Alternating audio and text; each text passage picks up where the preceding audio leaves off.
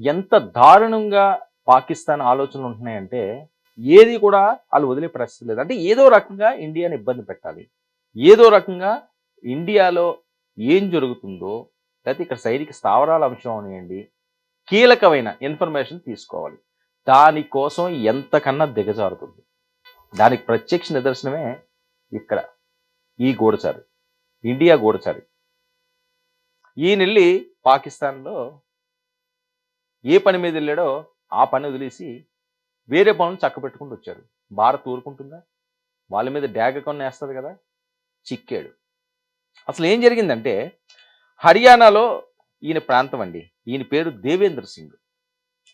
ఇతన్ని అరెస్ట్ చేశారిప్పుడు. ఎందుకు అరెస్ట్ చేశారంటే పాకిస్తాన్‌కి గూఢచారిగా వెళ్ళిన దేవేంద్ర సింగ్. ఎప్పుడెళ్ళాడీయన? 2024లో కర్తార్‌పూర్ కారిడార్ ద్వారా ఈయన లోపలికి ప్రవేశించాడు. పాకిస్తాన్ వెళ్ళిన ఈ దేవేంద్ర సింగ్ పాకిస్తాన్ నిఘా అధికారిని కలిసాడు. కలిసి అక్కడ గుట్టంతా అక్కడ ఏం జరుగుతుందో, అక్కడ ఎలాంటి దుర్మార్గాలు జరుగుతున్నాయో, ఎలాంటి అన్యాయాలు జరుగుతున్నాయో అనేది భారత్‌కి ఇవ్వాలి. కానీ ఈయన ఏం చేశాడు? రివర్స్ ట్రాప్‌లోకి వెళ్ళిపోయి హనీ ట్రాప్ ద్వారా దేవేంద్ర సింగ్‌ను తమ గుప్పెట్లో పెట్టుకున్నారు పాకిస్తాన్ నిఘా సంస్థ ఐఎస్ఐ. చూసారా? గూఢచారి రూపంలో వెళ్ళే వాళ్ళని ఎలాంటి వాళ్ళని పంపించాలన్నది కూడా భారత్‌కి ఈసారి కాస్త కళ్ళు తెరాల్సిన అవసరం ఉంది. ఎవరిని పడితే వాళ్ళని, సొల్లు కాల్చుకునే వాళ్ళని, సొంగ కార్చే వాళ్ళని గూఢచారులుగా పంపిస్తే భారత్‌కి పెనుముప్పు తప్పదు. ప్రతి ఒక్కరూ మాట్లాడుకుంటున్న మాట ఇది. హనీ ట్రాప్ ఏంటండి గూఢచారికి? ఈ మధ్య కాలంలో మనం చాలా ఎక్కువ వింటున్నాం ఇది. అంటే వగలాడులు ఎవరైతే ఉన్నారో ఆ వలపులు వలలో పడి ఈ రకంగా దేశాన్నే తాకట్టు పెట్టే దుర్మార్గులు చాలామంది ఉన్నారు. కీలకమైన ఇన్ఫర్మేషన్ అంతా దాయాది దేశానికి ఇచ్చి, అందులోని ఎలాంటి దేశం పాకిస్తాను. ఏదో రకంగా భారత్‌ను విచ్ఛిన్నం చేయాలి, భారత్‌ని ఇబ్బంది పెట్టాలి, భారత్‌ను నాశనం చేయాలని ప్రతిరోజు కూడా ఉదయం లేచిన దగ్గర నుంచి రాత్రి పడుకునే వరకు, లేకపోతే నిద్రలేని రాత్రులు గడుపు కూడా వాళ్ళంత దారుణంగా, దుర్మార్గంగా ఆలోచిస్తుంటారు. అలాంటి వాళ్ళకి భారత్ గుట్టుగాని ఇస్తే, కీలకమైన ఇన్ఫర్మేషన్ గాని అందిస్తే ఎంతమంది ప్రాణాలు పోతాయి? ఎంతమంది అన్యాయంగా చనిపోతారు? నువ్వు కోరుకునే 5 నిమిషాలు, 10 నిమిషాల సుఖం కోసం కదా! ఆ మగువ సుఖం కోసం దేశాన్ని తాకట్లు పెట్టే దుర్మార్గులను ఏం చేయాలి? ఊచకోత కొయ్యాలి. నడి రోడ్డు మీద బట్టలు ఇప్పించి పరిగెట్టించాలి. ఎంత దుర్మార్గం? ఈ దేశంలో నీరు తాగి నువ్వు, ఈ దేశంలో గాలి పీల్చి, ఈ దేశంలో తిండి తిని, నీకొక అద్భుతమైన అవకాశాన్ని ఇచ్చిన దేశానికి చేటు చేసే ఏ దుష్టులైనప్పటికీ కూడా వాళ్ళని క్షమించకూడదు. ఇదొక గుణపాఠం కావాలి. హనీ ట్రాప్‌లో వెళ్ళి ఎవరో అమ్మాయి కోసం నీ దేశాన్ని తాకట్టు పెట్టి, ఎవరితోటి మళ్ళీ అది పాకిస్తాన్ నిఘా సంస్థ ఐఎస్ఐ.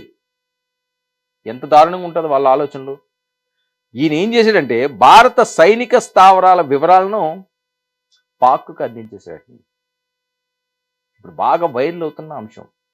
ఏంటి ఏదో జరుగుతుంది అని చెప్పి వాళ్ళకి అనుమానాలు వచ్చి ఇతని మీద ఒక డాగ కన్ను వేస్తే, నిందితుడి ఫోను స్వాధీనం చేసుకుని బ్యాంక్ ఖాతాలో పరిశీలన చేస్తే బ్యాంక్ ఖాతాలో కళ్ళు చెరివే విధంగా ఉంటాయి. ఇంకెంత ఉంటాయి అన్నది బయటికి చెప్పరు కదా వాళ్ళు. ఇక ఫోన్‌లో చూస్తే ఇది ఈ భాగవతం. ఒక పాకిస్తాన్ మహిళతో ఈయన భోగం. క్షణిక సుఖం కదా! దేశం కదా ఇది. దేశానికి సంబంధించిన అంశం కదా! అక్కడికి వెళ్ళి అమ్మాయి వలలో పడిపోయి హనీ ట్రాప్‌కి పడిపోతే ఇంక గూఢచారి వ్యవస్థ ఏంటి? ఏం చేసాడు? అడ్డంగా చిక్కాడు. మరి ఊరుకోవాలా? క్షమించాలా? ఇది మిగతా గూఢచారులందరికీ కూడా గుణపాఠం కానవసరం లేదా? లేతే ఇలాంటి దుస్తులు ఎవరైతే భారతదేశంలో ఉన్నారో, దేశానికి ద్రోహం చేసే దుర్మార్గులు, దుష్టులు ఎవరైతే ఉన్నారో వాళ్ళ మీద ఉక్కుపాదం మోపాల్సిన అవసరం లేదా? వాళ్ళకి ఇతన్నిచ్చే శిక్ష గుణపాఠం కావాల్సిన అవసరం లేదా? ఖచ్చితంగా కావాలి. ఖచ్చితంగా కావాలి. ఇది రిపీట్ అవ్వడానికి వీల్లేదు. దేవేంద్ర సింగ్ పాకిస్తాన్‌తో చేతులు కలపడం. వీళ్ళ వల్లే భారత్‌కి కొన్ని ఇబ్బందికర పరిస్థితులు. సైనిక స్థావరాల వివరాలు ఇవ్వడం అంటే ఎంత దుర్మార్గం అండి, ఎంత దేశద్రోహం. అది దేనికోసం? డబ్బు కోసం, మగువ కోసం. ఇప్పుడు అవన్నీ నీ దగ్గర ఉంటాయా? ఇప్పుడు ఆవిడే వచ్చి నీకు సుఖం ఇస్తుందా? నిన్ను తీసుకెళ్ళి లోపల పెడతారు, జీవితంలో నువ్వు పైకి రావు. ఆ సుఖం నీకు వచ్చిస్తుందా జైల్లోని? ఇవ్వదు కదా. ఆ డబ్బులు నువ్వు అనుభవించగలవా? మొత్తం సీజ్ చేస్తారు కదా. ఇది ఎందుకు మర్చిపోతారు బా? ఈ చిన్న అంశాలని ఎందుకు పరిగణలోకి తీసుకోరు? తప్పు చేసిన వాడు ప్రతి ఒక్కడు వేసే పప్పులో కాలే ఇది. వాళ్ళు తప్పు చేస్తారు, అన్యాయంగా కోట్లు సంపాదిస్తారు, ఏ ఐటీ వాడు వచ్చి ఎత్తుకుపోతాడు, సీజ్ చేసేస్తారు, ఏ సిబిఐ వస్తుంది రైడ్ చేస్తుంది. ఏముంది నీకు? సుఖమేముంది అందులోని? నువ్వు 1000 కోట్లు సంపాదించావు, నీ దగ్గర ఉండదు, నీ కుటుంబానికి అది చెందదు, ఆధారాలు ఏదో రకంగా లాగేస్తారు. ఏం మిగిలింది నీకు? గూఢచారిగా గౌరవంగా మీసం మెలేసి నువ్వు పాకిస్తాన్ దగ్గరికి వెళ్ళి వాళ్ళు చేసే తప్పులన్నింటినీ భారత్కి చెప్తే నీ గౌరవం ఎంత ఉందాగా ఉంటుంది? ఎంత ఎత్తు నువ్వు ఉంటావు? ఈరోజు నీ కుటుంబాన్ని రోడ్డున పెట్టావు.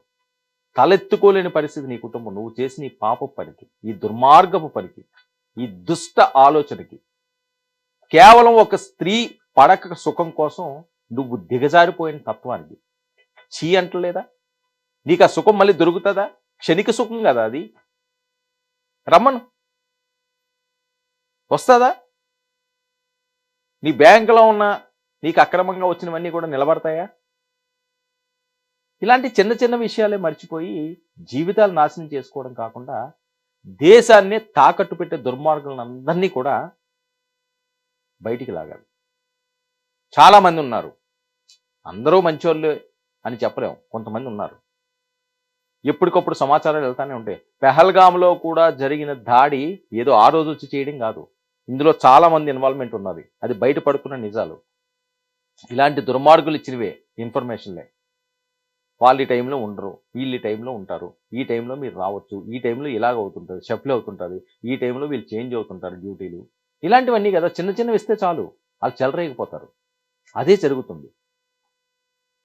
ఎవరో రూపంలో ఏదో రకంగా వచ్చి అన్యాయంగా చంపుతుంటే బిక్కుబిక్కుమంటే ఎంతకాలం బతకాల్సిన అవసరం ఉంది?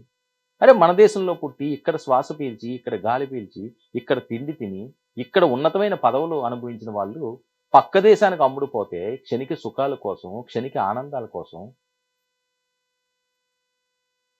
ఇదేనా పడక సుఖమేనా? ఏమనుభవించుంటావు? ఎన్ని రోజులు అనుభవించుంటావు? ఇప్పుడు నువ్వు అనుభవించి జీవితకాలం అంతా అనుభవిస్తావు కదా జైల్లో. ఓకే, హనీ ట్రాప్కి వెళ్ళారు చాలా మందికి. ఇది ఒక్క నేను దేవేంద్ర సింగ్ అని చెప్పట్లేదండి, చాలా మందికి ఇది. ఈ ట్రాప్లో పడ్డ వాళ్ళు, ఈ సుఖం క్షణిక సుఖం కోరుకున్న వాళ్ళు ఎన్ని రోజులు మీరు ఆ సుఖం దొక్కుతుంది బయటపడితే? అది ఆలోచించుకుంటే మళ్ళీ ఆ జోలికి వెళ్ళబుద్దేస్తుందా? ఆ పడక కావాలనుకుంటారా? ఇప్పుడు వెళ్ళి జైల్లో పడుకోవాలి. 1 నెల అనుభవించుంటావు, 2 నెలలు అనుభవించుంటావు. నీ జీవితం అంతా 2 నెలలు కాదు కదా, 70-80 సంవత్సరాలు అనుకోవచ్చు కదా ఇప్పుడున్న జనరేషన్ పెడితే. అన్ని సంవత్సరాలు పోయినాయా? నువ్వు బయటకు వచ్చే పరిస్థితి ఉందా? తస్మాత్ జాగ్రత్త. ప్రతి ఒక్కడు కూడా గుర్తెరగాలి. అంత కఠినంగా దేవేంద్ర సింగ్ని శిక్ష వెయ్యాలి. ఈ శిక్ష ఎవడైనా గూఢచారత్వం జరిపి భారతదేశాన్ని వేరే దేశానికి తాకట్టు పెట్టాలన్న ఆలోచన వచ్చినా, దేశ ద్రోహం చెయ్యాలని ఎవరు అనుకున్నా వాళ్ళకి ఇదొక గుణపాఠం కావాలి. దేవేంద్ర సింగ్ గూఢచారికి జరిగిన, ప్రస్తుతం జరుగుతున్న, ఆయనకి పడబోతున్న శిక్ష అన్నీ కూడా ప్రతి ఒక్కరికి గుణపాఠం కావాలన్నది ఇదొక హెచ్చరికగా భారత్ చేయాల్సిన అవసరం ఉంది అంటున్నారు.